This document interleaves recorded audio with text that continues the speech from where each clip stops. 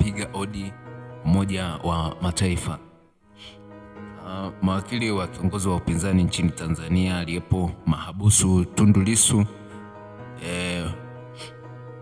wakiongozwa na jopo la mawakili wa Umoja wa Mataifa wameendelea kupinga na kushinikiza kwa juhudi zao za kutaka shinikizo la kimataifa la kutaka aachiliwe huru, linaripoti shirika la habari la Reuters la Uingereza.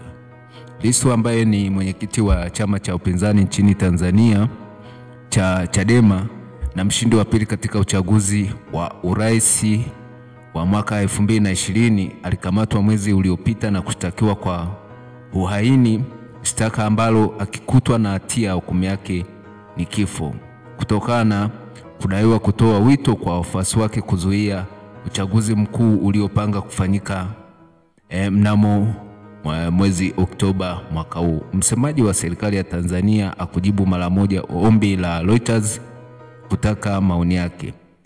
Wakati Rais Samia Suluhu Hassan amepata sifa kwa kupunguza ukandamizaji wa kisiasa hususan kwa vyama vya upinzani na viongozi wake, amekabiliwa na maswali kuhusu utekaji wa wakosoaji wa serikali yake katika miezi ya hivi karibuni. Utekaji nyara huo haujatolewa maelezo dhabiti na viongozi wa serikali.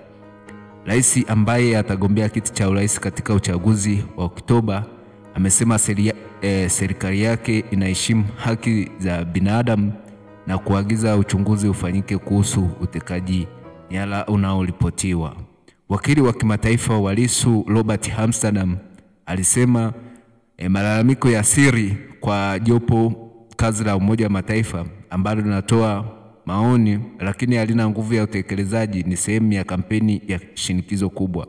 Mwezi huu bunge la Ulaya lilipitisha azimio la kupinga kukamatwa kwa Lissu na kwamba kulichochewa kisiasa, na Amsterdam alisema kwamba ataiomba Wizara ya Mambo ya Nje ya Marekani kuweka vikwazo, na mnukuu, hata kwa waendesha mashtaka, majaji, polisi, watu wote ambao wanahusika katika kesi hii ya uongo wangefahamu kwamba wanapaswa kulinda maslahi yao nchini Marekani, Amsterdam aliambia Reuters. Katika kujibu azimio la bunge la Ulaya, Wizara ya Mambo ya Nje ya Tanzania ilisema ukosoaji wa nje kuhusu kesi hiyo ulitokana na taarifa zisizo kamili au za kuegemea upande fulani.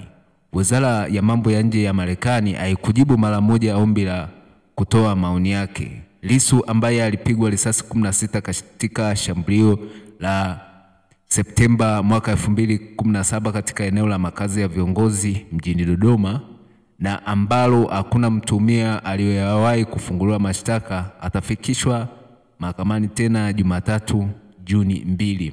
Kabla ya kufikishwa mahakamani wiki iliyopita, mamlaka zilimshikilia mwanaharakati na raia wa Kenya pia na mwanaharakati wa haki za binadamu wa Uganda ambao wote walikuwa wameingia Tanzania kuhudhuria kusikilizwa kwa shauri la kesi dhidi ya Lissu. Walitelekezwa siku kadhaa baadaye jirani na mipaka ya nchi yao. Mwanaharakati wa Kenya Boniface Mwangi alisema wote wawili waliteswa vibaya wakiwa mahabusu. Maafisa wa Tanzania hawakujibu maoni hayo kuhusu madai hayo. Rais amewaonya watu wa nje dhidi ya kuivamia na kuingilia mambo ya Tanzania.